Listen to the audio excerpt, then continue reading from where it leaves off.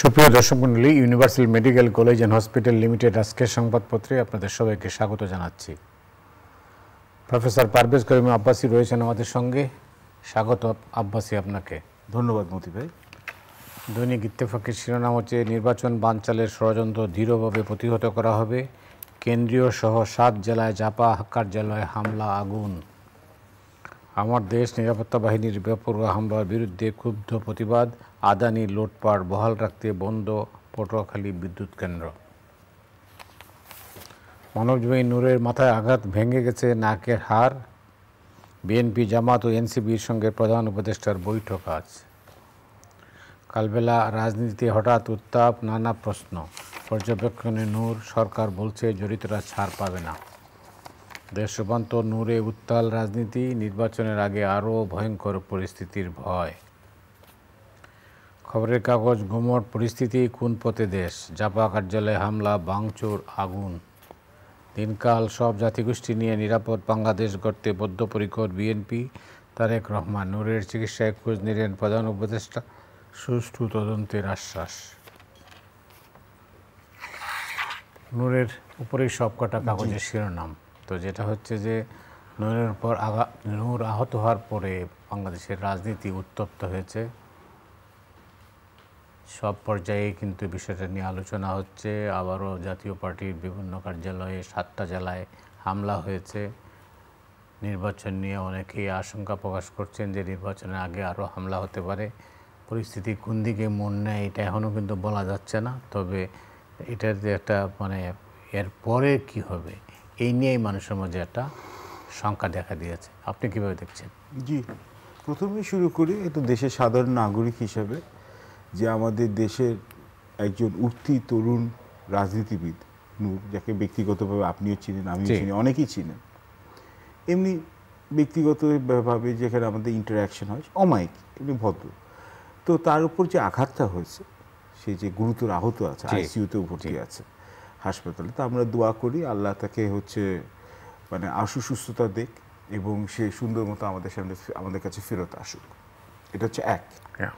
এবং দুই হচ্ছে যে অন্তর্বর্তীকালীন সরকারকে আমি যেটা ভালো সেটা ভালো বলবো, যে ওরা হচ্ছে যে একটা ভালো কাজ করেছে, হচ্ছে যে নূরের উপর যে আক্রমণ করা হয়েছে সেটা ওরা হচ্ছে নিন্দা করেছে, এটার এখানে হচ্ছে কনডেম করেছে স্ট্রং ভয়েসে, এবং এটা ইনকোয়ারিও ওরা এটা এখানে জাজ করার জন্য বা তদন্ত করার জন্য এখানে ওরা হচ্ছে একটা প্রক্রিয়া শুরু করবে। এই দুটি হচ্ছে যে আমার পজিটিভ। কিন্তু পজিটিভ দুটোর পর বাকি সবই নেগেটিভ। যেমন শুরু করি, এক, নূরের উপর আক্রমণটা করলো কে?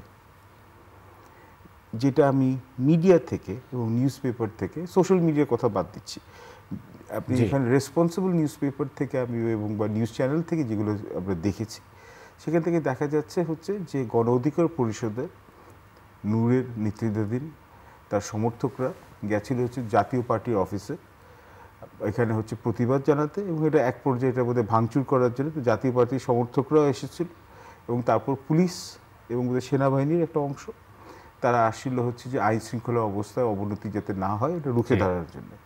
এখন গণ অধিকার এখানে পরিষদের এখানে যারা বাকি সংশ্লিষ্ট উচ্চ মহলের কর্মকর্তা যারা আছেন, রাজনীতিবিদ, তারা বলছেন যে এটা হচ্ছে এই আইন রক্ষাকারী এই সংস্থারই হচ্ছে তাদের আক্রমণের শিকার হচ্ছে নূর গুরুতরভাবে আহত হয়েছে।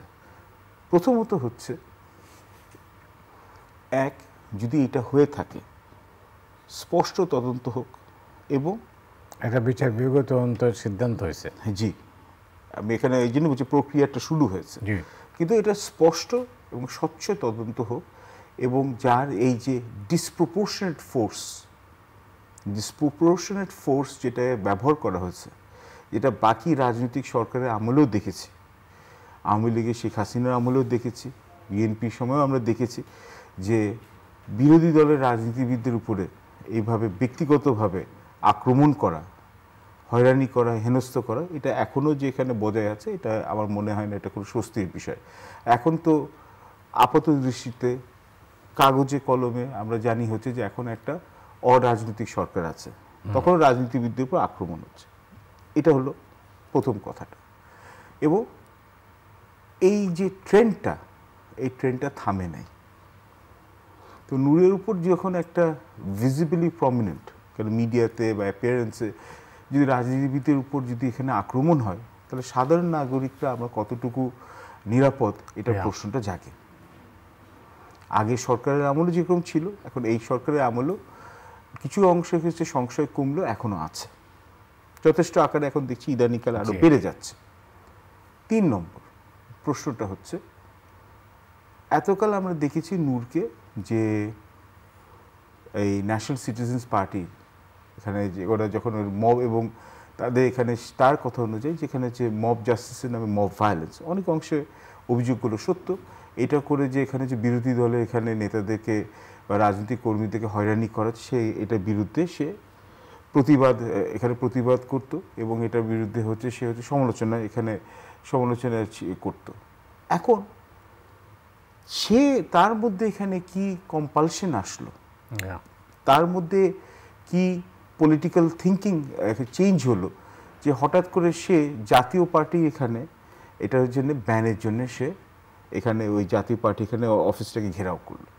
নিঃসন্দেহে জাতীয় পার্টি আমরা জানি যে শেখ হাসিনার শাসনামলে যখন অনেকগুলো নির্বাচন, ভুয়া নির্বাচন বা ডামি ইলেকশনস হয়েছিল বা রিগড ইলেকশন, যেভাবে বলুন, সেগুলো কিন্তু ওরা কিংস পার্টি হিসাবে ওরা একটা নাইস ডিভিশন অফ পাওয়ার ছিল, যে ওরা হচ্ছে বিরোধী দলেও বসতো, আবার হচ্ছে যে আপনার হচ্ছে একটা কোয়ালিশন গভর্নমেন্ট বা 16 পার্টি একটা 16 দলের একটা শরিক হিসাবে ওখানে হচ্ছে সরকারেও বসতো। তো কিছু অংশে অনেক অংশে তারা বেনিফিশিয়ারি। তো যদি আপনি দেখুন যে দুর্নীতি বা ভুয়া নির্বাচনের সাথে যদি তাদের সংশ্লিষ্টতা পাওয়া যায়, তাহলে আমার মনে হয় যে জুডিশিয়াল প্রসেস, যেটা এখনও খুব দুর্বল এখানে বাংলাদেশে, যথেষ্ট সম্মান রেখে বলছি, জুডিশিয়াল প্রসেসটা ইন্ডিপেন্ডেন্ট ইনকোয়ারি হতে পারত। বা এখানে রাজনৈতিক দলগুলো যারা আছে, বড় বড় রাজনৈতিক দল এখনও মাঠে যারা আছে, যেমন বিএনপি, জামাত, তারপর বাম দলগুলো যারা আছে, তাদের মধ্যে এখানে হচ্ছে যে এখানে তো আমরা তো একটা ঐক্যমত্য কমিশনের দিকে যাচ্ছে, তখন জাতীয় পার্টি নিয়ে আলাপ করা যেতে পারত। এবং এটাও তো ঠিক যে সাধারণ জনগণের উপরে ছেড়ে দিলেও কিন্তু সাধারণ জনগণকে যদি একটা অবাধ নিরপেক্ষ নির্বাচনের সুযোগ দেওয়া হয়, তারা কিন্তু সবসময় বাংলাদেশের লোকের বিচক্ষণতা প্রমাণই দিয়েছে। তো জাতীয় পার্টিকে যদি ওরা প্রত্যাখ্যান করতো, ওটা প্রত্যাখ্যিত হতো। তো এখন নূরের উপরে এখন আমরা এখানে বেশি প্রশ্ন করা উচিত হবে না, কারণ সে এখন এক অর্থে মৃত্যুর সাথে লড়ছে। তো আমরা দোয়া করি সে সুস্থ হয়ে ফেরত আসুক। তো নূর যখন সে ফেরত হয়ে মানে সুস্থ হয়ে আসবে আমাদের মধ্যে, তখন আমার মনে তাকেই জিজ্ঞেস করা হচ্ছে যে তার মধ্যে হঠাৎ করে কি মোটিভেশন হলো। সেখানে এতকাল সে যখন বলেছিল যে অনেক কিছু, যেমন হচ্ছে ব্যানিং, আওয়ামী লীগের ব্যানিংয়ের ব্যাপারেও সে তার মতো তার একটা রাজনৈতিক একটা ব্যাখ্যা দিয়েছে। তো হঠাৎ করে সে তাহলে এখন কিন্তু রাজনৈতিক স্পেকট্রামের উল্টো দিকে চলে গেল। এবং তার সাথে সাথে যেটা আমরা ইংরেজিতে বলি ডমিনো এফেক্ট, যে তাসের ঘরে একটা তাস পড়লে অনেকগুলো হচ্ছে সিরিয়ালি পড়তে থাকে। তাহলে এখন দেখেন হঠাৎ করে যেটা এতকাল বাজারে জল্পনা কল্পনা করা হচ্ছিল, এটা কিন্তু এক ডক্টর ইউনূস এবং হচ্ছে বিএনপি অ্যাক্টিং প্রেসিডেন্ট তারেক রহমানের লন্ডনের এখানে ভিজিটের পর, এবং তারপরে যখন হচ্ছে ডক্টর ইউনূস যখন ডেফিনিটিভলি বললেন যে আপনার সংস্কার এবং হচ্ছে বিচারের যদি সন্তোষজনক অগ্রগতি হয়, তাহলে ফেব্রুয়ারিতে নির্বাচন হতে বাধা নেই। এবং ইলেকশন শিডিউল যেটা এখানে ঘোষণা করা হলো ইলেকশন কমিশন, যেটা নিয়ে আমিও এখানে বলেছিলাম যেটা কি এখনো প্রস্তুতি আছে নাকি না, আমি ওপেনলি বলছি এটা করেছে। তো যখন মোটামুটি একটা নির্বাচনী একটা পরিস্থিতি সৃষ্টি হয়েছে, তখন কিন্তু আবার কিন্তু আমরা ইংরেজি যেটা বলি 1 স্টেপ ফরওয়ার্ড 2 স্টেপ ব্যাকওয়ার্ড, এক কদম আগালাম তো 2 কদম পড়লাম, পিছিয়ে আসলাম। কারণ এখন দেখুন আবার সেই সংশয়, আবার সেই জল্পনা কল্পনা, আবার সেই কনস্পিরেসি থিওরি, আবার সেই মিডিয়া ইনফ্লুয়েন্সারদের নানান ধরনের থিওরি হবে, যেটা সাধারণ মানুষের মধ্যে সৃষ্টি হবে। এখন যেটা কনস্পিরেসি থিওরি যারা বিশ্বাস করেন, তারা বলছেন যে এই মুহূর্তে তারা চাচ্ছেন জাতীয় পার্টিকে নিষিদ্ধ করা। তো এইসব ঘটনা কি এরই আলোকে? আপনি যদি অঙ্কের সূত্রে বিশ্বাস করেন 2+2 4ই হয়। কিন্তু এখন যদি আপনি দেখুন, এখন এই আক্রমণটা যেভাবে হয়েছে, এখন যদি এখানে এটা কিন্তু এক অংশের মানুষের কিন্তু জাতীয় পার্টির প্রতি সহানুভূতি কিছুটা হলেও কমে গেছে। আবার জাতীয় পার্টির যারা অন্ধ সমর্থক, তারা বলবে যে এটা হচ্ছে যেটা সাধারণ নাটকে আমাদেরকে ফাঁসানো হচ্ছে। কিন্তু এটা ঠিক যে জাতীয় পার্টি যদি নিষিদ্ধ করা হয়, বা যদি এখানে যদি নিষিদ্ধ করার সুযোগ এখানে পদক্ষেপ নেওয়া হয়, তাহলেও কিন্তু নূর কিন্তু সেই একই ধরনের যেটা বলবো যে মব ভায়োলেন্সকে সাথে কিন্তু সে সংশ্লিষ্ট হয়ে গেল। দেখুন তাহলে আস্তে আস্তে কি হচ্ছে, আওয়ামী লীগ এখানে হচ্ছে যেখানে হচ্ছে একটা জুডিশিয়াল প্রসেস থেকে ওদের অ্যাক্টিভিটিস উপর অন পেপার ওরা সাসপেন্ডেড। 2, জাতীয় পার্টি এখন হচ্ছে অন পেপার, এখন যদি এখন আমরা স্পেকুলেট করছি কাল পরশু কি হবে এটা আমরা এই সপ্তাহে আমরা বুঝতে পারবো, যে জাতীয় পার্টির যে কর্মকাণ্ডের উপর যদি এখন এটার উপর যদি একটা এখানে একটা ক্লোজার চলে আসে, টেম্পোরারি সাসপেনশন চলে আসে, তখন জাতীয় পার্টির সমর্থকরা কি করবে। এবং এর সাথে সাথে আপনি যদি আবার এর সাথে সাথে আমি যদি আবার আরও এখানে প্যারালাল ট্র্যাক করি, সঙ্গে সঙ্গে আপনি দেখুন ছোটোখাটো কিন্তু সংঘর্ষ লেগেই যাচ্ছে। যমুনার আশেপাশে হচ্ছে দেখেন বুয়েটের যে আপনার হচ্ছে বিএসসি ইঞ্জিনিয়াররা যারা আছে ডিপ্লোমা ইঞ্জিনিয়ারদের মধ্যে এটা কিন্তু একটা স্ট্যান্ড অফ এবং সংঘর্ষ হচ্ছে, কিন্তু পুলিশদের মাঝে এখানে সাউন্ড গ্রেনেডও ব্যবহার করতে হয়েছে, আহত হয়েছে। আচ্ছা, তারপর হচ্ছে প্রাথমিক শিক্ষক যারা আছে তাদের হচ্ছে কিন্তু তাদের আন্দোলন আবার এখানে আবার বেগবান হয়েছে। তো একের পর এক আপনি দেখেন মিনি এবং মাইক্রো আন্দোলন কিন্তু হচ্ছে। তো এটা কি একটা সুনামি এফেক্ট হবে নাকি না, এটা নিয়ে খুব চিন্তার বিষয়। এবং অ্যাটর্নি জেনারেলের একটা বক্তব্য আছে যেটা আপনার আলোচনার জন্য সুবিধা হতে পারে। অ্যাটর্নি জেনারেল বলছেন জাতীয় পার্টি নিষিদ্ধের দাবির আইনগত দিক যাচাই করে কি করা যায় দেখব। তার মানে হচ্ছে it may be on the table. Yes, that is what it says. কারণ এর চেয়ে বেশি আপনি এখানে স্পেসিফাই করেনও না, তো এখানে হচ্ছে একটা জুডিশিয়াল প্রসেস দিয়ে। আপনি নিশ্চয়ই জানেন যে আজ দিনে কোনো এক সময় বিএনপি, জামাতে ইসলামী এবং এনসিপির সঙ্গে প্রধান উপদেষ্টার বৈঠক রয়েছে। এটা এখানে নিউজ পেপার হেডলাইনই ছিল। জি, তো এই বৈঠক থেকে হয়তো এখন এই বৈঠক থেকে কি এখন এটা জাতীয় পার্টি এখানে সাসপেনশনের দিকে যাচ্ছে নাকি না, এটা এখন আমরা স্পেকুলেট করতে পারছি না, জানি না কি আলোচনা হবে। কিন্তু এখন তাহলে it raises also another important question, তাহলে এখন এটা বিএনপি কিভাবে রিয়্যাক্ট করবে, জামাত কিভাবে রিয়্যাক্ট করবে? কেন এই ব্যানিং গেম কি আওয়ামী লীগ এবং জাতীয় পার্টি পর্যন্ত থেমে থাকবে না আরও বাড়তে থাকবে? এবং দেখুন নির্বাচনের জন্য একটা সুষ্ঠু নির্বাচন করার জন্য সবচেয়ে যেটা দরকারি জিনিস, এটা একটা সাধারণ জ্ঞানের ব্যাপার হচ্ছে যে আপনার আইন শৃঙ্খলার একটা সন্তোষজনক অবস্থা বা satisfactory law and order situation. এটাই যদি এখানে হচ্ছে যদি হঠাৎ করে ডিটোরিয়েট করে, এবং এখন অনেক সময় মনে হচ্ছে যে এখন যেটা গায়ের জোরে ডিটোরিয়েট করার এখানে চেষ্টা হচ্ছে, তাহলে কিন্তু সমস্যা না। যখন যে মুহূর্তে ইনক্লুসিভ নির্বাচনের পরামর্শ আসছে দেশে বিদেশ থেকে, বিশেষ করে আমাদের যারা উন্নয়ন সহযোগী তারা তাই বলছেন, তো সেখানে আমরা দল ছোট করে নির্বাচনটা তাহলে আমরা আর মামুরায় পরিণত হয়ে যাবে, তাহলে তো যাহা লাও তাই কদু হয়ে যাবে। মানে আপনি দেখুন একটা নির্বাচন যদি ইনক্লুসিভ না হয়, এখন ইনক্লুসিভ বলতে আমি বলছি যেগুলো যারা এখানে অন পেপার যারা আছেন, আওয়ামী লীগ ইজ নাও এখন হচ্ছে for the time being is out of the equation. ভবিষ্যৎ কী হবে এটা আল্লাহ ভালো জানেন। কিন্তু এখন যেটা হচ্ছে এই বড় দলগুলোর মধ্যে জাতীয় পার্টির তো কিছু তো সমর্থক আছে, কিছু না বেশ যথেষ্ট সমর্থক আছে, পকেটস অফ সাপোর্টার্স আছে, কিন্তু ওদের মধ্যে যেটা হয়েছে যে ওদের মধ্যে নানান গোষ্ঠী বিভেদ আছে। এবং আগে যিনি সাবেক প্রেসিডেন্ট হুসেন মোহাম্মদ এরশাদের মৃত্যুর পর এখানে হচ্ছে এখানে নেতৃত্বে এখানে একটা দ্বন্দ্ব আছে এটার মধ্যে, যেটার জন্য এখানে জাতীয় পার্টির অভ্যন্তরীণ ক্ষয় আছে, বিভেদ আছে। এখন তবু জাতীয় পার্টির এই যদি ব্যান করার যদি পদক্ষেপ উঠে, কংক্রিট যদি পদক্ষেপ উঠে বা দাবি উঠে, তখন বিএনপি কি রেসপন্স আছে দ্যাট এটাও আপনাকে বলে দিবে যে সামনের দিকে কিভাবে হচ্ছে। এটা কি বিএনপি এটাকে অ্যাবজর্ভ করবে বা অ্যাকসেপ্ট করবে, যেটা আওয়ামী লীগের বেলায় করে ফেলেছিল, বা এটা কি বিএনপি এটাকে এসে প্রতিবাদ করবে? বিএনপি নিজস্ব আবার ইন্টারনাল ক্যালকুলেশন আছে, কেননা ওরা হচ্ছে 18 বছর ধরে ক্ষমতা থেকে দূরে আছে, এবং এর মধ্যে 2018-19 যে নির্বাচন যেভাবে বলে 19 নির্বাচন, ওখানে তো মানে দিনে মানে এখানে হচ্ছে ভোরের দিকে ডাকাতি হয়েছে এখানে, তো এখানে হচ্ছে যে পুকুর চুরির এখানের মধ্যে ডাকাতি হয়েছে। তো ওরা মনে করতে পারছে যে এখন হচ্ছে ওয়াই রক দ্য বোট, তাদের ইন্টারনাল ক্যালকুলেশন আছে। জামাতের এখানে হচ্ছে ওদের সমর্থনের এখানে বাড়ানোর জন্যে ওরা হচ্ছে যে ওরা চেষ্টা করবে হচ্ছে যে নির্বাচনে আরও সুসংগঠিত হওয়ার জন্য, এবং যতটা সময় পায় তার জন্য ভালো হবে। এনসিপি এখনও হচ্ছে এটা ওয়ার্ক ইন প্রগ্রেস, এটা বোঝাই যাচ্ছে। কারণ হচ্ছে যে ওরা কিছু শহর কেন্দ্রিক এখানে হচ্ছে যেখানে তরুণদের মধ্যে হয়তো কিছুটা জনপ্রিয়তা থাকলেও ওদের কিন্তু ওই সাপোর্ট বেসটা বাড়াতে পারে না। তো এইরকম একটা লিম্বোর মধ্যে এবং যার সাথে সাথে আমি আপনাকে আবারও মনে করে দিচ্ছি যে আপনার যেখানে পিআরপিসি যেখানে পিপিআরসি যেখানে এখানে এখানে যে সার্ভে হয়েছিল এখানে হচ্ছে যে ওখান থেকে দেখা যাচ্ছে হচ্ছে যে 28% এখানে হচ্ছে জরিপে আছে 28% লোক হচ্ছে দারিদ্র সীমানার নিচে, মানে বাংলাদেশের 17 কোটি লোকের মধ্যে 4 জনের মধ্যে 1 জন দারিদ্র সীমানার নিচে, 9.6% হচ্ছে অতি দারিদ্র সীমানার নিচে। তার মানে হচ্ছে আপনার 10 জনের মধ্যে 1 জন হচ্ছে অতি দরিদ্র এবং 55% লোক আমাদের এখানে যেখানে দরিদ্র পরিবারের শুধু খরচ হচ্ছে খাদ্যের উপর। আপনার দেশে কিন্তু এখন এবং দেখা যাচ্ছে আগে ছিল দারিদ্র সীমানা হচ্ছে 18.7, এখন হচ্ছে 28%, প্রায় 10% বেড়ে গেছে। দারিদ্রতা বেড়েছে, বেকারত্ব বেড়েছে, বিনিয়োগ কমেছে, রাজনৈতিক অস্থিতিশীলতা আছে। এই রকম একটা হচ্ছে কম্বাস্টেবল এখানে একটা এনভায়রনমেন্টে যেখানে একটা স্ফুলিঙ্গের আগুন লাগে, এখানে স্পার্ক লাগলে আগুন লেগে যেতে পারে।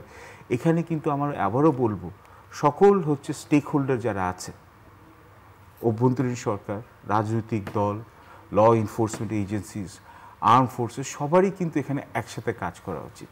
কিন্তু ইতিহাস যদি আমাদেরকে কোনো কিছু শিখিয়ে দেখে যে আমরা বাংলাদেশে আমরা কোনোদিনই নিজেদের জাতীয় স্বার্থে একসাথে কাজ করতে আমরা বেশিরভাগ সময় অক্ষম হয়েছি। তো এখান থেকে আমাদের মনে হয় যে কেননা আমরা যদি একসাথে কাজ না করি আর একটা নির্বাচনী পরিবেশের জন্য যদি আমরা আমাদের রাজনৈতিক মতাদর্শ বা পার্থক্য ভুলে যদি না কাজ করতে পারি তাহলে দেশে কিন্তু বড় মাসুল দিতে হতে পারে। কিন্তু রাজনীতি কোন দিকে মন নেবে বলে আপনার ধারণা? এইগেন এটার জন্য আপনি যদি আমার হাতে কি 1 মিনিট আছে তাহলে আমি বলি, তাহলে আপনাকে আমি যে এটা তাহলে আমি এখানে একটা ডিরেক্ট রেফারেন্স দিচ্ছি আপনাকে। ভূ রাজনৈতিক এখানে রেলমে বা জিও পলিটিক্স একটা থিওরি আছে, বিখ্যাত থিওরি, এটা সল কোহেনের শ্যাটার বেল্ট থিওরি। তার মানে কি হচ্ছে ছোট ছোট দেশগুলো যেগুলো হচ্ছে আন্তর্জাতিক ভূ রাজনৈতিক প্রতিযোগিতার মাঝখানে পিষ্ট হয়ে থাকে, তখন এই বড় বড় শক্তিগুলো তাদের এজেন্ডা পূরণ করার জন্য তারা করে কি দেশের মধ্যে ছোট ছোট দেশের মধ্যে প্রভাব বিস্তার করতে চায় এবং তার জন্য কি করে এইসব ছোট ছোট দেশে যদি অনৈক্য থাকে তাহলে বিভিন্ন শরিকের কাছে ওরা করে কি ওদের বি টিম হয়ে যায় এবং তখন এখন কি হচ্ছে বড় ভূ রাজনীতিক খেলার মধ্যে বাংলাদেশ পড়ে গেছে। বহু বছর ধরে বলছি, আবারও বলবো, যুক্তরাষ্ট্রের অবস্থানটা কোথায়? বাংলাদেশের অবস্থান হচ্ছে এককালে ছিলাম হচ্ছে শেখ হাসিনার আমলে, শাসন আমলে, যেটা ওপেনলি আওয়ামী লীগের এখানে মন্ত্রীরাই বলতেন যে ভারতের সাথে আমাদের পলিসি ক্লোজ অ্যালাইনমেন্ট আছে, ক্ষমতায় টিকে থাকার জন্য ভারত এবং এক অর্থে চীনের সাথে ছিল। এখন যেটা হচ্ছে, এখন ধারণা করা হচ্ছে যে এখন যুক্তরাষ্ট্রের সাথে ক্ষমতার পালাবদল হলেও, মানে জো বাইডেন থেকে ডোনাল্ড ট্রাম্প আসলো, ওদের যে স্ট্র্যাটেজিক অবজেক্টিভসের সাথে অ্যালাইনমেন্টে বাংলাদেশকে ওরা একটা গুরুত্বপূর্ণ দেশ হিসেবে ভাবছে।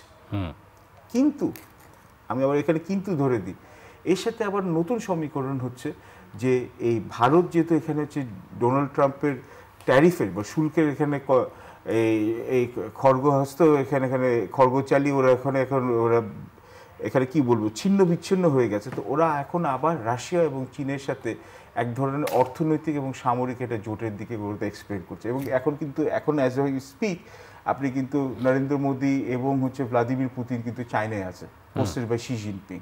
সো এখন নতুন একটা বলয় তৈরি হচ্ছে, নতুন একটা সমীকরণ শুরু করছে এবং একটা ব্যাপারে কিন্তু ঠিক একটা আছে যে চীন, ভারত এবং রাশিয়া একটু আমি বলবো একটু পরের দিকে, চীন রাশিয়ার মধ্যে বা চীন এবং হচ্ছে ভারতের মধ্যে দক্ষিণ এশিয়ার মধ্যে যুক্তরাষ্ট্রের প্রভাব বেশি বাড়ুক ওরা কিন্তু চায় না।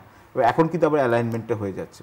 এর মধ্যে আবার হচ্ছে আঞ্চলিক আবার ঝামেলাটা হচ্ছে আবার ভারত ও পাকিস্তানের নতুন যে এখানে প্রতিযোগিতা হয়েছে, হালে যেটা কনফ্লিক্ট হলো, এত কিছুর মধ্যে দেখুন আমাদের রাজনৈতিক দলগুলোও কিন্তু আপনি দেখুন হচ্ছে এক একটি দল এক একটি মানে বিদেশি শক্তির সাথে ওদের বেশি অ্যালাইনমেন্ট আছে।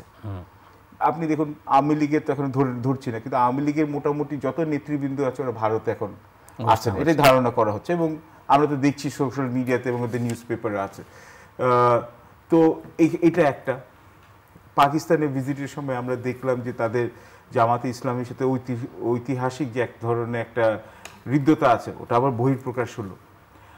তো এবং হচ্ছে যে আবার যুক্তরাষ্ট্র আমরা দেখলাম হচ্ছে যে এখন হচ্ছে এক ধরনের একটা ক্লোজনেস আছে জামাতের সাথে বা এখানে হচ্ছে যে এবার আমরা দেখলাম যে পশ্চিমা কূটনীতিবিদরা হচ্ছে তরুণ রাজনীতিবিদদের সাথে বা এনসিপির ব্যাপারে খুবই হচ্ছে যে ওরা হচ্ছে অপটিমিস্টিক ছিল কিছুদিন আগে পর্যন্ত। BNP is trying to figure out যে কীভাবে এতগুলো ব্যালেন্স করতে পারবে। এত কিছুর মানেটা কি? সহজ সাধারণ কথায়, নিজেদের জাতীয় স্বার্থ যদি আমরা আইডেন্টিফাই না করতে পারি, তাহলে বিদেশি শক্তিরা তাদের নিজেদের স্বার্থের জন্যে আমাদের এখানে বারবার কিন্তু এখানে এই রাজনৈতিক এখানে পালা বদলের খেলাটা ওরা খেলতেই থাকবে।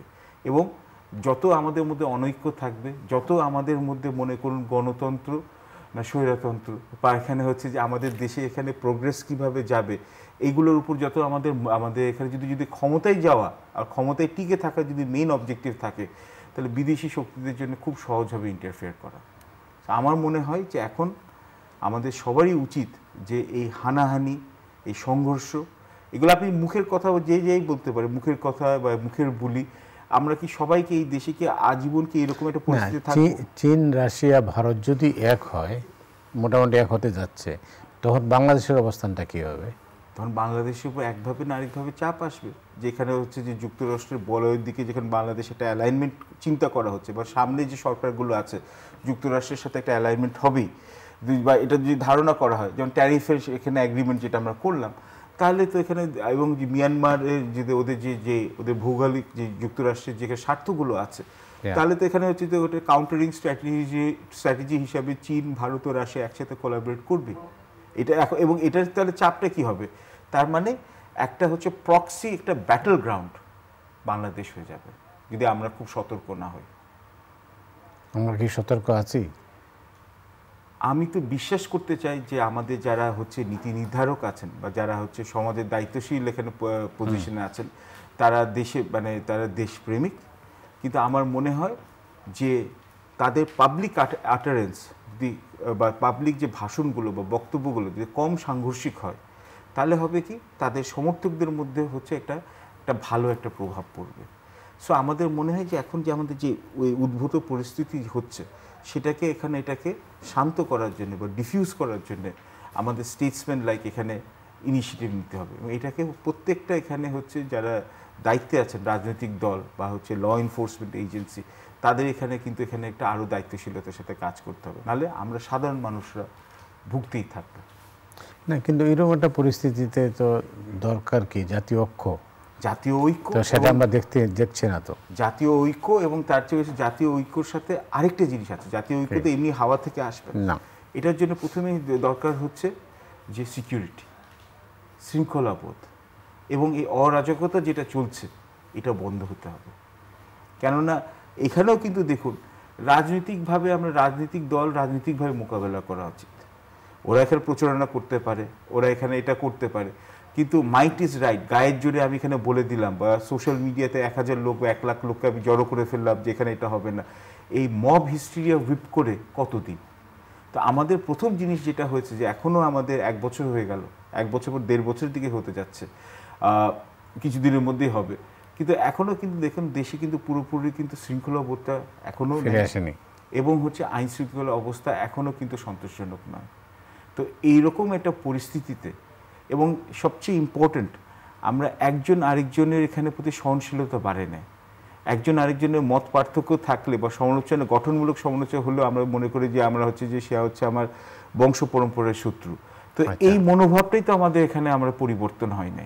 শুধু আমাদের রাজনৈতিক পট পরিবর্তন হলে তো কোনো লাভ হবে না, আমাদের মানসিকতা পরিবর্তন হয় নাই, তাহলে জাতীয় ঐক্যটা আসবে কি করে? এবং আমি যদি ক্ষুদ্র স্বার্থে দেশের বৃহত্তর স্বার্থটাকে যদি আমি অবজ্ঞা করি, যেটা বারবার আমাদের দেশের সাথে হয়েছে, তাহলে তো এই দেশের জন্য বা এই দেশের 17 কোটি মানুষের জন্য সুখকর কিছু ভবিষ্যতে বার্তা আনবেন। আমি আশা করি যে আমার এই যে বলবো যে গ্লুমি বা এখানে হচ্ছে যে এই নেগেটিভ অ্যাসেসমেন্ট যাতে সত্যি না হয়, এবং রাজনৈতিক দলগুলো দূরদর্শিতা দেখায় এবং জনগণের আশা আকাঙ্ক্ষা যারা আছে এটা প্রতিফলন ঘটায়। নাহলে কি হবে যে আপনার এস্টাবলিশড পলিটিক্যাল পার্টিসের প্রতি মানুষের যে এক ধরনের একটা আস্থা আছে, আস্থার জায়গাটা ক্রমশ কমে আসবে, এবং তখন অল্টারনেটিভ ডিসপেন্সেশনের জন্য কিন্তু মানুষের কিন্তু তখন এখানে খোঁজা শুরু করবে। আশা করি এটা যাতে না হয়। প্রফেসর আব্বাসী, আপনারা এই আশাবাদের মধ্যে দিয়েই আমাদের আজকের অনুষ্ঠানের এখানে সমাপ্তি টানতে চাই। ধন্যবাদ, অনেক অনেক ধন্যবাদ দর্শক মণ্ডলী। আপনারা যারা এই অনুষ্ঠান দেখলেন সবাইকে ধন্যবাদ জানিয়ে আজকের মতো এখানে বিদায় নিচ্ছি। শুভরাত্রি।